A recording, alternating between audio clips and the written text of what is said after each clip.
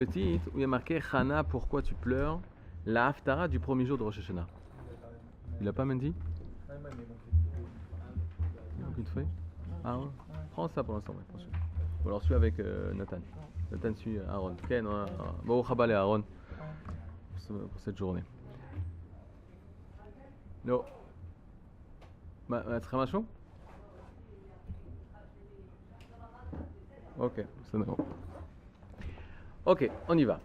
La halakha nous dit que le jour de Rosh Hashanah, on doit réciter la Haftara.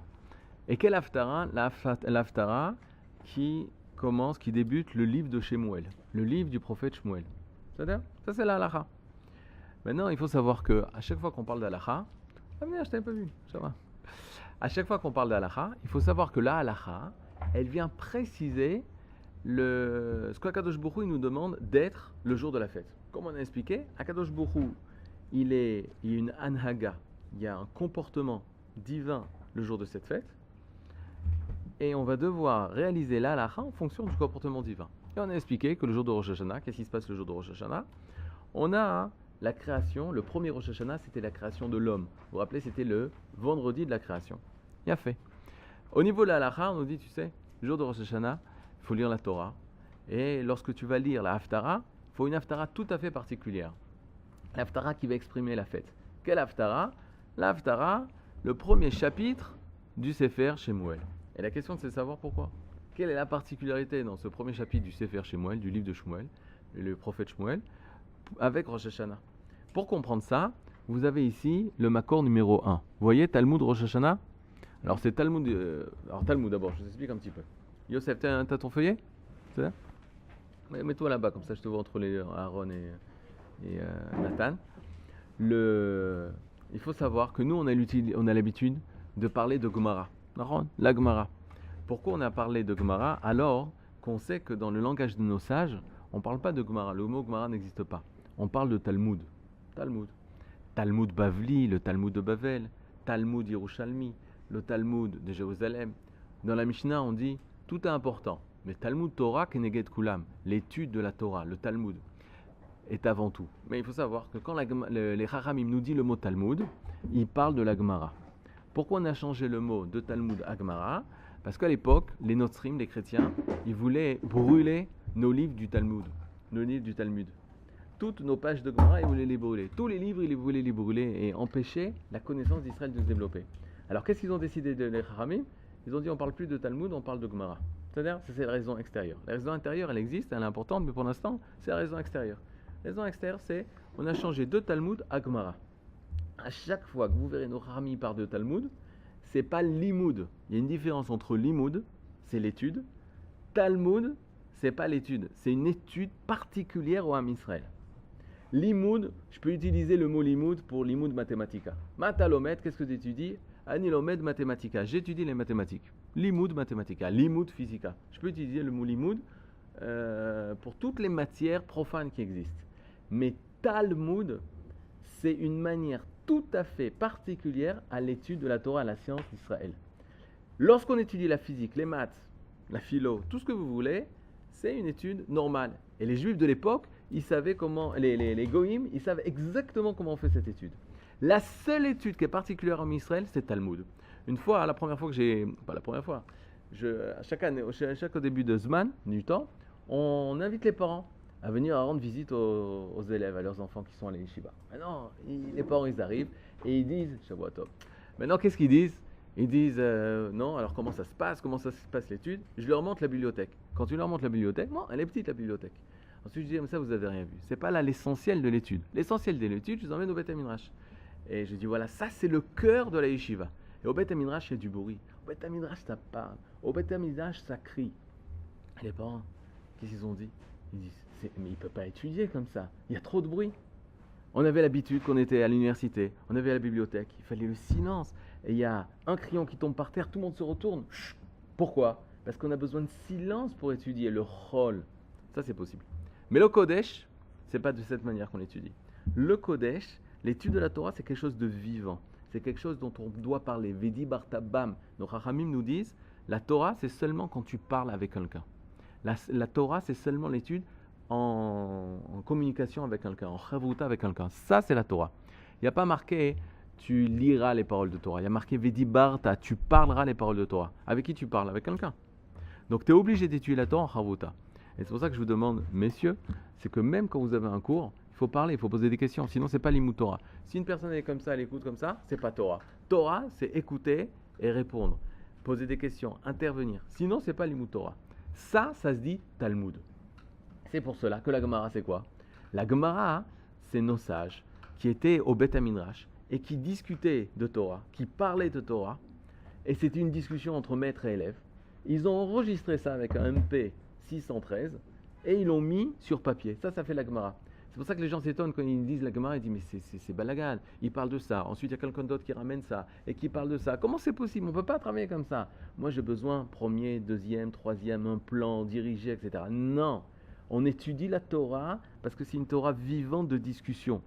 C'est un dibour, c'est une parole. Et la parole, tu échanges avec quelqu'un. Mais ça d'accord? Ok. Comment le fait de changer les mots Talmud en Gemara Ouais. a fait que les chrétiens arrêtaient de brûler? J'ai pas compris Ils n'ont pas commencé à chercher. On ne parlait plus de Talmud. Et tu dis la Gemara. Bon, vous étudiez la Gemara, ça ne me dérange pas. C'est un juste extérieur, quoi. C'est pas. Des fois, on n'essaye pas de. Lui, ils appelaient, les goïms, les chrétiens, ils appelaient le juif talmudiste. C'est très péjoratif. C'est quoi un juif talmudiste? Le Talmud, c'est quoi? S'il fait ça, c'est comme ça, mais peut-être il fait ça à cause de ça, et peut-être comme ça. C'est-à-dire, il retourne tout le promenade dans tous les sens pour, calculateur, pour bien comprendre la profondeur des choses. Eux, ils l'ont pris de manière péjorative. Ils disent, c'est un calculateur, c'est un combinateur, il va nous essayer de nous avoir, c'est un voleur, c'est un menteur. Ça, c'est le juif talmudiste. Le Rav Yehuda Kook dit, oui, ils avaient raison. On est des juifs talmudistes. On est des juifs du Talmud. Il faut être comme ça. La Gemara, vous êtes à l'Yeshiva, le but, c'est d'arriver dans le monde de la Gemara et de connaître la Gemara. Si tu enlèves la Gemara, c'est comme si tu enlevais à Mozart la musique. C'est même pire que ça. Parce que Mozart, sans musique, il reste un homme. Nous, sans Torah, sans Gemara, sans Talmud, on n'est pas ce qu'on devrait être. Si tu enlèves la Gemara, la Talmud au Ham Israël, c'est comme si tu enlèves la vie à un homme. Tu sais ce qu'on dit? La parole à l'homme. Maintenant, quand tu enlèves la parole à l'homme, qu'est-ce qu'il devient? C'est plus un homme. Pas un muet, hein. Pas un muet. Pas une personne qui comprend, qui a son cerveau développé, mais il ne peut pas parler techniquement. Un homme qui n'a pas développé la parole, alors il reste retardé mental. J'habite à Choma. En face de Choma, il y a une ville qui s'appelle Bethléem. Ils ont retrouvé il y a 5-6 ans un enfant qui a grandi dans les tables. Et ils ne lui ont jamais parlé. Mais cet enfant, il ne savait pas parler. Ils l'ont trouvé à 14 ans, 13-14 ans. Il ne savait pas parler et il était retardé mental parce qu'à cause du fait qu'il n'a pas entendu la parole, il n'a pas pu parler, il n'a pas pu développer son cerveau, etc., etc. De la même façon, si le Ham Israël, si nous, on n'a pas notre parole, la parole de Torah, l'étude de la Torah, c'est comme si on est un homme sans parole. On est mefagrim, on est retardé mental. Donc c'est pour ça qu'il faut revenir au inyan de la parole. Ça va? Maintenant ici, regardez la Gemara. La Gemara se pose la question. Quelle est la particularité du mois de Tishrei et la particularité de Rosh Hashanah? Je vous rappelle, il faut avoir des cahiers, des crayons. Ah oui, je ne vous ai pas dit. Un Bachur Yeshiva sans stylo, c'est comme un soldat sans armes. Sympa, mais bon, on ne peut pas attaquer. Tanya, la Braïta. Etan, tu l'as? Otiot Tanya. Rabbi Eliezer Omer, Rabbi Eliezer dit Betishrei Nivra Haolam. À Tishrei, le monde a été créé. Voilà, Rabbi Eliezer, c'est un des Tana qui dit qu'à Tishrei, le monde a été créé. Donc vous avez tout dans la tête. À quoi il fait référence? À l'homme, la création de l'homme. Chazak. En fait, il y a une marloquette. Parce que Rabbi Yoshua, il y a un autre Rav que je n'ai pas ramené ici, qui dit que c'est en Nissan que le monde a été créé. Donc faites très attention. Quand vous allez dans la rue, vous dites non, c'est le monde, il a été créé en Tishrei, c'est une marloquette. Vous prenez l'avis de Rabbi Eliezer. Parce que si vous rencontrez un autre Bachur Yeshiva et que le Rav, là où il étudie, il lui ramène l'autre Braïta qui lui dit Nissan Nivra Olam, vous allez dire mais attends, on n'étudie pas la même Torah. Non, toi tu penses comme Rabbi Eliezer et lui il pense comme Rabbi Yoshua. C'est-à-dire? Mais en tout cas, Rabbi Eliezer dit Tishrei Nivra Olam. C'est en Tishrei que le monde a été créé. Le monde. Toi? Ouais. C'est-à-dire, moi je sais pas. Il y a une marloquette. Maintenant, quelle est la lacha? On verra. Betishrei noldu avot. Il y a fait. Betishrei noldu avot. C'est en Tishrei que sont nés nos pères. C'est qui nos avot? Avram, Yitzhak, Yaakov. Nahon, ils sont nés en Tishré. Ça s'appelle, dans Sefer Melachim, le mois de Tishré s'appelle, je vous avais dit, Yareach à... Monsieur Amselem, Yareach à Etanim. La lune des Étanes. Étan, c'est les géants. La lune des géants. À qui on fait référence? À Avram, Yitzhak, Yaakov. Parce qu'ils sont nés en Tishré. Donc c'est un mois qui fait des géants. Waouh! Tishré, de naître. Vous êtes né en Tishré? Il y a des gens qui sont nés en Tishré ici?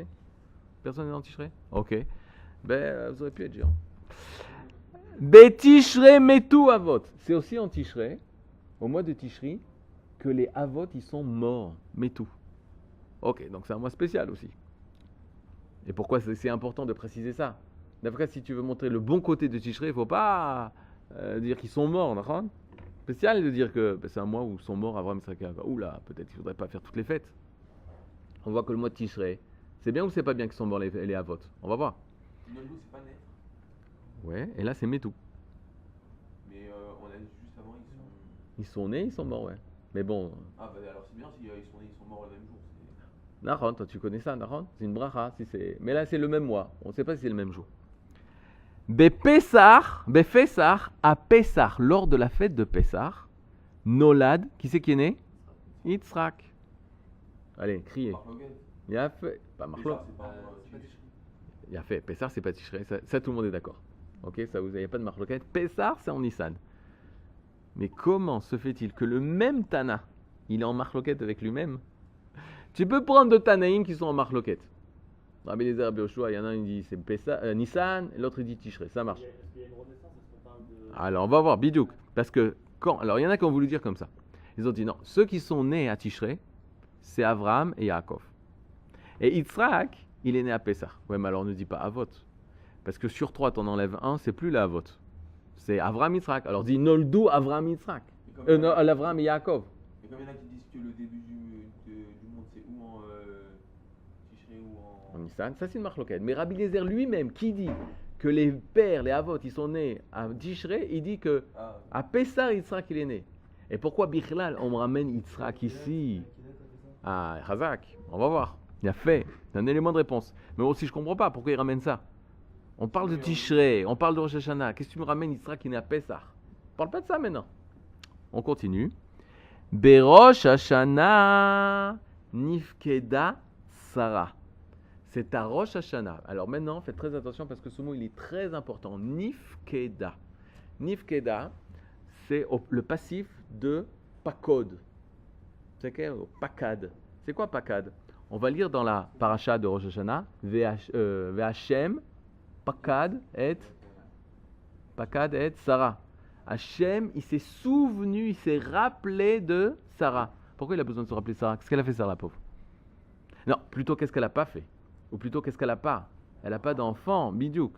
Et quand est-ce qu'Akadosh Baruch Hu s'est souvenu la stérilité de Sarah? À Rosh Hashanah. Et quand on dit le mot Nifkeda Sarah, ça veut dire 6 mois. Nifkeda Sarah, ça veut dire qu'il s'est souvenu que Sarah était stérile et qu'elle devait avoir un enfant. C'est-à-dire que Dieu il oublie quand Razak. Yosef, il est venu en début de semaine chaud. Il dit, mais quoi? Est-ce que Yeshichicha lifna makom? La Gemara demande ce que tu dis. Aïm Yeshichicha lifna makom? Est-ce qu'il y a de l'oubli devant l'endroit, la Shem, devant Akadosh Baruch Hu, devant Dieu, il peut oublier? Ouais, mais alors là, il fallait poser la question bien avant. Quand on a commencé à donner les noms de Rosh Hashanah, il fallait tout de suite t'exploser. Tu dis Yom HaZikaron, le jour de souvenir. Qui c'est qui se souvient? Première réponse, nous on se souvient. Non, c'est lui qui se souvient. Lui se souvient de nous. Et on supplie à Kadosh Baruch Hu. Quand il va commencer Rosh Hashanah, c'est le début de la Seret Yemin Tshuva, des 10 jours de Tshuva. Qu'est-ce qu'on va dire? Zochrenu lechaim. Souviens-toi de nous. Alors tu peux poser la question, bah, Hachem, tu nous as oubliés? Non, c'est que comme il y a un temps pour chaque chose, il y a un temps aussi Pour il y a un temps pour lui aussi de faire des actions à un moment précis et pas n'importe quand. Et pour Dieu le temps ça n'a pas de valeur. Mais qu'est-ce que ça veut dire que souvenir, Hachem, il se souvient de nous? Souviens, c'est ah mince, j'ai oublié.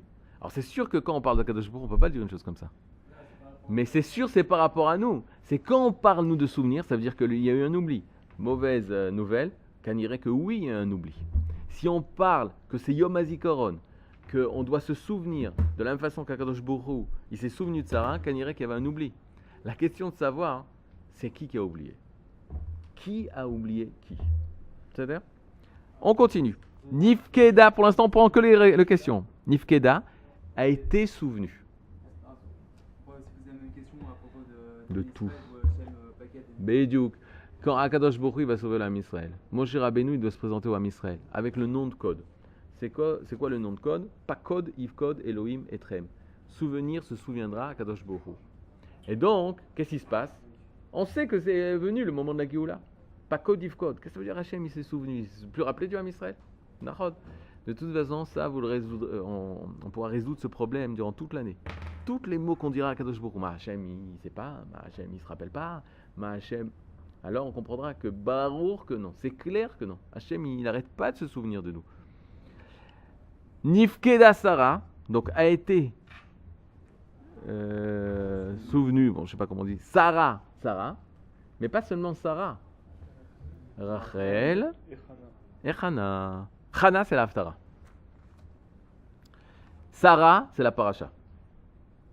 Ok, Vachem Pakata Sarah, c'est ce qu'on va lire au Rosh Hashanah, et on va lire aussi la Hakeda. Et Hana, c'est la Haftara. Hachem s'est souvenu de Hana, s'est rappelé la sérénité de Hana, c'est ce qu'on va lire dans la Haftara. C'est là? Et Rachel, puisqu'elle n'avait pas eu d'enfant. Rachel, on va pas lire dans la Haftara. Hein? Alors qu'est-ce qu'elle fait là? Elle a fait là parce que c'est le même jour de Rosh Hashanah que Hachem s'est rappelé d'elle. Et on se souvient, on n'en parle pas pendant la paracha ou pendant l'Haftara de Non, Rachel? non. Rosh Hashanah, c'est à Rosh Hashanah, Yatsa Yosef mibet Asurim. C'est aussi à Rosh Hashanah que Yosef a été libéré de la prison. Yosef a été libéré de la prison. Bet Asurim, la maison des Assur. Assur, vous savez ce que ça veut dire Assur? Regardez. Lié. Moutar, délié. Assur, attaché. Moutar, délié. Vous dites tous les matins. Bochat Hashem, Elokeinu, Melech haOloim.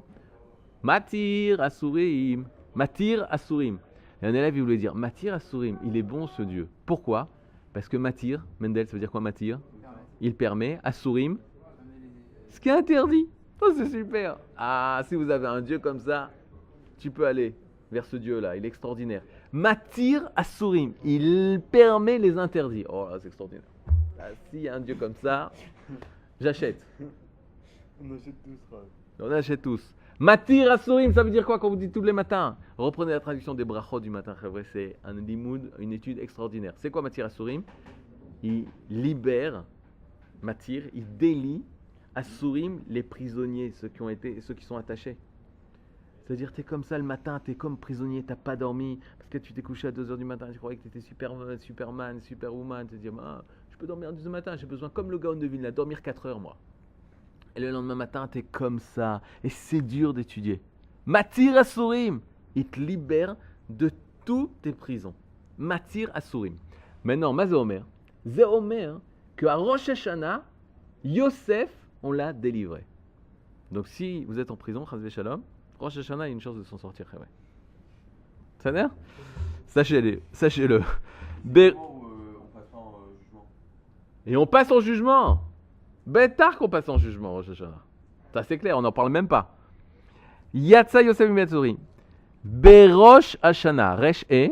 C'est quoi Resh E? Rosh Hashanah. Vas-y. Betela Avoda Miavotenu Bebintrim. Cette personne connaît, mais tout le monde est d'accord sur ça. Je crois qu'il n'y a pas de marloquette sur ça. Que a été annulé l'esclavage en Égypte. Waouh! À Rosh Hashanah, plus d'esclavage. Vous y croyez ou vous y croyez pas? C'est pas bizarre? C'est quoi bizarre? Chazak. On y va. Combien de temps, d'après les Rishonim, combien de temps les makot elles ont duré? Les makot, les plaies elles ont duré entre 9 et 10 mois. C'était une maka chaque mois. Grosso modo. Kol hakavod. Une maka chaque mois. Grosso modo, les makot, elles ont commencé 1 an avant la sortie d'Égypte. Quand on sait qu'on sort en Égypte le 15 Nissan 2448, donc à partir de Iyar de l'année d'avant, a commencé la première maka. Dam. Le mois d'après, Sfardea. Kinim. Arov. Dever.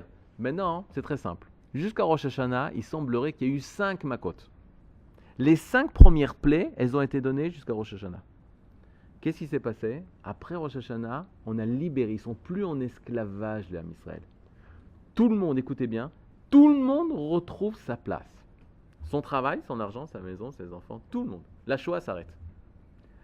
Tous les juifs d'Allemagne retrouvent leur place à l'université. Il n'y a plus de camps de concentration. Tout s'arrête. Ça, c'est Rosh Hashanah. Combien il reste de plaies 5 plaies. D'accord? Et après Après, on sort d'Égypte. Mais combien sortent 20% du homme Israël. Rami se pose la question, comment ça se fait que 20% qui sortent alors qu'ils souffrent? Zélonachon, ça fait depuis Rosh Hashanah qu'ils souffrent plus. Depuis Rosh Hashanah, la Shoah elle est arrêtée. Et ils ont oublié. Ils ont dit on est bien en Allemagne. On peut rester, ça y est, j'ai retrouvé ma place. Je suis Herr professeur, docteur professeur à l'université de Munich. Tout va bien. T'as vu? Comment on peut oublier, nous? Hachem, il oublie jamais. Hachem, il oublie jamais, Jonathan. La seule personne qui peut oublier, c'est nous. Nous, on oublie en 5 mois. 5 mois, ça nous a suffi pour oublier la souffrance de l'Égypte. Et Annie leur pardonnait, qui nous dit, non, on peut rester, on peut vivre en Égypte, être un bon juif en Égypte. Et qu'on fait la Shoah, pendant 210 ans, 5 mois, ça peut tout effacer. Comment c'est possible? On aime oublier. On aime oublier. Parce que ça dérange. Parce que ça dérange, on aime oublier parce que ça dérange. Ça va. Maintenant c'est top, maintenant c'est bien. L'arrêt de Havdout, l'arrêt de l'esclavage, ça s'est passé à Rosh Hashanah d'après la Gemara. D'après nos sages. Rosh Hashanah, c'est un jour spécial. Benissan Igalou. Maintenant Rabbi Eliezer, il est d'accord. Il dit, regarde, c'est vrai que la sortie concrète de l'Égypte, ça s'est passé en Nissan.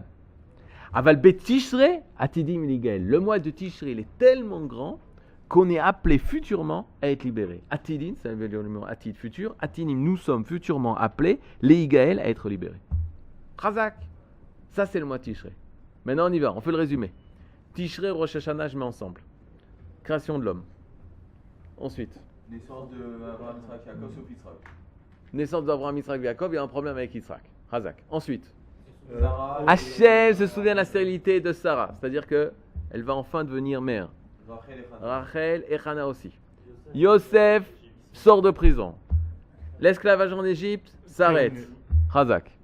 Maintenant, c'est quoi la particularité de ce mois ou de ce jour de Rosh Hashanah?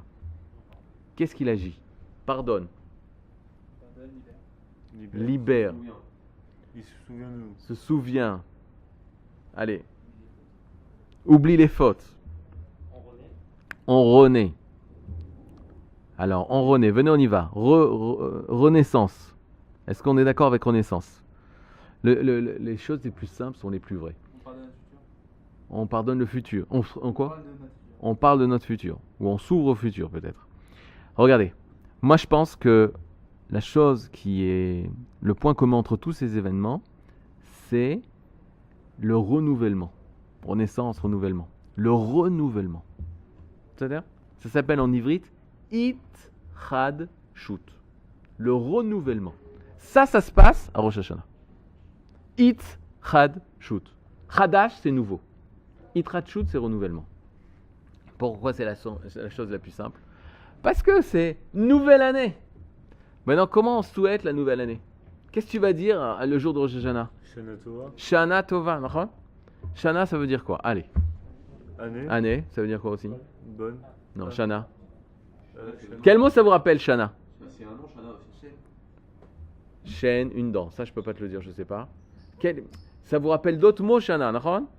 Shana, c'est année, c'est vrai. Mais ça vous rappelle quel autre mot? Shinouille. Excellent. Changement. Et ça a donné le mot Sheni. Sheni, le deuxième. Echad, Shtaim. Ou Achad. D'accord? Sheni, le deuxième. Rishon, Sheni. Le deuxième. Rishon, Sheni, Shlishi. D'accord? C'est quoi le deuxième? Il y a un changement. Il y avait le premier. Et maintenant, on change, passe au deuxième. Shana Tova. Il faut avoir dans la tête, Kaniré, que c'est Shinouille les Tova. On aime bien déformer les choses, connaître le secret des choses. Vous savez ce que c'est Shinouille les Tova? Un changement vers le bien. C'est ce qu'on souhaite quand on dit Shana Tova. Shana Tova, on ne veut pas dire, tu sais quoi? J'espère que tout se passe comme l'année dernière, même si elle était bonne. L'homme, il veut se renouveler. L'homme, il veut quelque chose de nouveau. L'homme, il ne veut pas se contenter de ce qu'il avait, il veut plus, toujours plus. Shana Tova, c'est Shinouille les Tova, un changement vers le bien. On y va. Rabbi Eliezer a dit, le monde a été créé. Chaque Rosh Hashanah, le monde est recréé. renouvellement du monde, renouvellement de la création de l'homme. Tous les Rosh Hashanah, tu te refais. Quoi, tu te refais? Ouais. Parce que Hachem, il nous refait. Hachem, il nous refait. Mais vous savez qui il refait? Il refait la création de la personne seulement de la personne qui veut. Seulement la personne qui veut, elle peut se renouveler. Personne qui ne veut pas se renouveler, il ne pourra jamais se renouveler. Il n'y a pas de mal à ne pas se renouveler. Il y a un mal énorme. Parce que tu es en déconnexion de la nature. La nature divine, elle est là. Elle est en train... Allez Yosef, je te change là. Tu deviens un grand Yosef. Non, je veux pas. Non, je veux pas. Yosef, allez, grandis maintenant. Non, je veux rester en maternelle. Je veux rester au GAN. Je veux rester au GAN. C'est bien ça? Mais si- La vie, elle te pousse. Nigmor be'ot 5 דקות. אתה מבין? הקדוש ברוך הוא, il vient, il veut te faire grandir. Il veut que tu passes de classe. Il veut te pousser. Tu te dis, l'orotse. Tous les événements du Ham Israël où ils n'ont pas accepté le changement, ils n'ont pas accepté d'avancer, ils sont morts. Ils sont morts. Ils ne voulaient pas rentrer en terre d'Israël, ils sont morts dans le désert. Ils ne voulaient pas sortir d'Égypte, ils sont morts en Égypte. Une personne qui ne veut pas avancer, quand la vie elle avance, tu ne vis plus à ce moment-là. Une personne pire que ça. Si tu rencontres une personne dans ta vie qui dit non, tout va bien, moi je veux rester comme je suis. Il est mort cette personne. Il est mort cette personne. Il n'a plus de vie. Comment on dit vie en ivrite? Chaim. Chaim, c'est quoi? C'est un pluriel. C'est le seul mot de toutes les langues du monde entier. Je n'ai pas vérifié le taekwondo, mais bon, je pense que les langues, c'est pareil. Tous les mots, c'est des mots féminins. Singuliers. Il n'y a qu'en ivrite où Chaim, c'est au pluriel. Vie. Infinité de vie. Vie au pluriel. Infinité de vie. Le peuple d'Israël, c'est le peuple le plus itratshuti du monde. Le plus renouvellement du monde. Ça ne se dit pas en ivrite, mais pas. C'est quoi Chai? Chai, c'est être vivant. Tu peux être vivant. Oh, il est vivant, mais il bouge pas toute la journée. T'es Chaim, mais t'es pas Chaim. Chaim, c'est une vie doublée. Chaim. C'est comme Pa'am, Pa'amaim. Une Chai, c'est doublement vie. Alors ça, c'est une faute. Et à Rosh Hashanah, c'est ce qui se passe, c'est qu'on doit réussir ça, ce renouvellement. Hachem, il te renouvelle, toi, tu dois te renouveler. Les Chassidim, ils disent, vous savez ce qui se passe à Rosh Hashanah? À Rosh Hashanah, Akadosh Baruch Hu, il casse le cli. Donc, tu dois reconstruire un nouveau cli. Comment tu casses un cli? Tu prends un verre de cristal. Comment tu casses le verre de cristal, ou je sais pas, un verre? Et la matière, elle se brise. Et maintenant, tu refais un verre. Ben, c'est ce qu'on fait en sonne du chauffard. Pour détruire. Comment on a fait tomber les frontières, les murailles de Yéricho? On a sonné du chauffard. Tu sonnes du chauffard, pouc, les murailles elles tombent. Pourquoi? Quand est-ce qu'on a besoin de détruire les murailles d'une ville? Positivement. Ah, Pour agrandir. Tu veux agrandir. Il y a deux manières. Soit parce qu'on veut détruire la ville, alors les ennemis viennent, ils détruisent la muraille et ils attaquent la ville. Ou soit tu vois les gens de la ville, eux-mêmes, ils viennent, ils détruisent les murailles. Mais pourquoi vous détruisez les murailles? Parce qu'on a grandi, donc on détruit les murailles. Le jour de Rosh Hashanah, on détruit toutes les murailles et on les reconstruit. On détruit nos murailles pour reconstruire. Hein? Ils reconstruisent où? Si c'est pour les remettre au même endroit, ça sert à rien. Ben non, tu décales. T'as grandi. T'as compris? Maintenant, si une personne, elle n'a pas détruit, alors c'est resté la même personne. Ça s'appelle, dans le langage du Maharal de Prague, à Eder Lifnei Havaya. La destruction avant l'existence. Si tu veux construire, voilà, imaginez-vous un rêve. On reconstruit la pnimia, l'internat. Ok? Deux possibilités, l'internat, tu fais des petites, tu peins la chambre des élèves de Paris, des élèves de Marseille, tu leur repeins la chambre, tu leur fais mieux que les Israéliens, tu leur mets des matelas sympas, etc. Ok, par rapport aux Israéliens, tu quoi? Ouais, alors pour l'instant, c'est du renouvellement ça? Ben non, c'est sympa, mais c'est pas ça. Quand tu veux construire quelque chose de nouveau, tu dis, ça y est, on va construire une nouvelle pnimia, une nouvelle internat. Qu'est-ce que tu dois faire? Tu détruis d'abord. Tu détruis. Je remets mieux. Et ensuite, tu reconstruis. Maintenant, qu'est-ce qui a marqué? On va mettre des Hashem, on fait un grand chantier comme ça. Et on dit interdiction d'entrée. Ici, on construit. En construction, d'accord? Terrain en construction. L'enfant, il est là, il regarde. Ah, terrain en construction. Et qu'est-ce qu'il voit? Qu'on casse l'immeuble, qu'on détruit l'immeuble. L'enfant, il arrive, il commence à crier, il dit, mais attends, vous détruisez, vous construisez pas, vous détruisez. On fait, non, on détruit, mais cette destruction, c'est une construction. À tel point que Shabbat, on dit, Kol hamekalkelim turim. La Mishnah, elle dit, toute personne qui vient casser quelque chose, Shabbat, il est pas tour. Il est exempté de korban. C'est pas une faute. Pour un korban, ça sourd. Pas tour, ça sourd. Mais tu dois pas emmener une vache pour te faire expier des fautes. Kol hamekalkelim. Par exemple, je viens là, je détruis le verre, je casse le verre, pas tour. Mais si je construis un verre, ça sourd. C'est bonnet, c'est construire. Ok. Et c'est rattaché, bon, Nagid, c'est rattaché au sol. Maintenant, si tu détruis dans le but de construire, même détruire, c'est considéré comme une faute pour Shabbat. Parce que ton but, c'est de construire. Tu casses une maison Shabbat, pour la détruire, pas tour. Tu casses une maison Shabbat, la même action. Tu casses une maison Shabbat dans le but de construire une autre maison, Chayav Korban. Pourquoi ? Parce que ta destruction, c'est dans le but de construire, donc c'est une construction. On dit souvent dans les Chachamim, ils nous disent Yerida, la descente, les tzorer pour le besoin d'une alia, d'une montée. Des fois, il faut descendre pour monter. Comme la Neshama descend pour monter. Exactement. La Neshama elle est descendue dans ce monde pour s'élever encore plus haut. Yerida, la descente, les tzorer pour le besoin de l'alia, la montée. Le Rav Kook, il dit à Yerida, il y a alia. À Yerida, la chute, c'est la montée déjà. Le fait que la Neshama, comme tu as dit Yosef, fait descendre sur cette terre, les gens ils voient une descente. Mais les Chachamim, ils voient une montée. Un enfant, alors qu'il avait appris tout dans le ventre de sa mère, et il était avec l'ange, il apprenait la Torah, il aurait mieux fait de rester dans le ventre de sa mère. Pas seulement 9 mois, 10 mois, 1 an, 10 ans, 40 ans. Non, le ventre de sa mère, il est avec l'ange. Là-bas, tout est parfait. Là-bas, il n'y a pas de problème de nourriture, il n'y a pas de problème de matelas, il n'y a pas de problème de sommeil, il n'y a pas de problème de trouver le bon rave, de trouver ta bonne ravouta. Tout est dans le ventre de ta mère, il y a l'ange, il est là, et tu reçois toute la Torah. La Gemara dit, il n'y a pas de jour plus beau que ces jours-là. Mais, est-ce que c'est ça la vie ? Non. Maintenant, il vient à sortir, il vient à naître. Et quand il naît, pac, il oublie tout. On dit c'est une Yerida. Oui, mais on dit c'est une chute, mais pour monter, pour s'élever.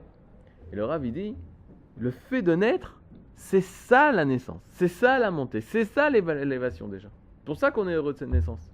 Parce que nous, on ne voit pas ce qui se passe maintenant. On voit qu'est-ce qui va devenir. Et tout s'inscrit, même la chute, même la descente, s'inscrit dans quelque chose de très grand. Alors, Baro, qu'on a beaucoup de chutes. Mais il faut savoir quel est le but de toutes ces chutes-là. Rosh Hashanah, c'est le jour où on va se renouveler, où on va construire quelque chose de nouveau. On va être une nouvelle personne. Et ça, c'est grâce à toutes les mitzvot, au son du chauffard, à toutes les mitzvot de le jour du Rosh Hashanah. Maintenant, moi, je veux savoir comment me renouveler. C'est beau de dire, il faut te renouveler. Ok, alors, mais comment je fais ça ? Ben, la halakha va nous aider. Et surtout, les passages de Torah et les passages de la Haftara vont nous donner des exemples de personnes qui ont réussi à se renouveler. Et nous, on doit être à leur image. Et nous, on doit apprendre d'eux. Donc, quand on va lire Shmuel, on va apprendre comment Shmuel est né, de quels parents il est né, parce que ses parents, ils ont réussi à se transformer, à se renouveler. Et ils ont pu enfin donner naissance à leur enfant. Et c'est ce qu'on va voir demain, Bezrat Hashem. Shavua Tov, Boker Tov. C'est fini, ouais. Tous les jours, c'est en principe 35 minutes. Ken! Attendez, bougez pas, j'ai plusieurs annonces à vous faire. Ken. Vas-y. La question c'est la suivante, c'est que vous avez dit qu'en 6000, d'accord, c'était à partir du moment où il y avait l'homme qui arrivait. Ouais. Or j'ai lu un livre il y a peu de temps, avant Shabbat, que Homo sapiens de Yuval Harari, Ouais, mais tard. celui de Jérusalem. Ouais, l'université hébreu. Il dit que c'est à 30 000 ans. Première apparition d'une main de l'homme, 30 000 ans. Mais tard. Les Cro-Magnons en France, ils ont découvert dans la grotte de. Comment ça s'appelle Lascaux, c'est 40 000 ans. Oui, mais avant le temps, il n'avait pas la même valeur. Il y a plusieurs réponses. Mais moi, je vais te dire. Il y a 6000 ans, on peut voir une personne. Ça, c'est un homme. L'homo sapiens, c'est pas un homme pour nous. Ok. C'est pas un homme à l'image divine. Qu'est-ce qu'il y avait ? Il y avait des personnes qui pouvaient devenir l'homme, mais c'est pas un homme. C'est on va dire des animaux. Non, c'était des devenirs d'hommes. Et c'est pas encore. D'ailleurs, s'ils appellent ça Homo sapiens, ils appellent ça pas un homme. C'est une évolution d'homme. À un moment donné, il y a eu un homme, Bémet. Et pour l'homme aux yeux d'Égoïm et l'homme aux yeux d'Hachem, c'est pas pareil. Quand est-ce que l'homme a été à l'image mamage divine ? c'est il y a 5778 ans. Où là, tu peux dire, là, il est à l'image divine, morale, tout ce que tu veux. La Gemara dans Masechet Eruvin, elle dit Adam Rishon, il a créé plein d'âmes, etc. Il y avait des âmes, des kophim, il y avait des âmes de singes, il y avait des âmes de trucs, des démons, des hommes qui sont pas hommes. Quand tu vois des hommes qui sont immoraux, mais à un point, mais tu dis, mais c'est des animaux. Alors à nos yeux, ils ne sont pas à l'image divine. À la définition du Homme Israël, ça veut dire qu'on n'a pas le droit de les, qu'on a le droit de les tuer. On n'aurait pas dit que l'homme il arrive à partir d'Abraham parce que en soi Adam. Ah, c'est une très bonne question. Caniré, que oui, Adam Rishon, Au noir. Caniré, que oui, les goïms, le genre humain est arrivé à une maturité, que là, il pouvait être moral. Après, ils ont décidé de rejeter tout ça. Il pouvait être moral, comme l'Europe, par exemple. L'Europe, elle s'est développée, etc. Et décidé d'être moral. Ensuite, il y a eu la Shoah, après, il y a eu les chutes, après, il y a eu... c'est terrible. Mais ils sont arrivés à une possibilité. C'est comme un enfant, il ne peut pas être moral. Après, il arrive à l'âge adulte, et après, il peut, maintenant, il a la possibilité de devenir moral. Maintenant, il décide d'être immoral, là, il devient méchant. Ça, c'est un problème. Donc, c'est comme si jusqu'à 5000 ans, jusqu'à 6000 ans, on pouvait pas avoir on n'en avait pas d'homme. Ensuite, il y a 6000 ans, il y a eu un homme. Après, il décide, il a la liberté d'être moral ou immoral. Après, les goïms ont choisi d'être immoraux. Regardez, aujourd'hui,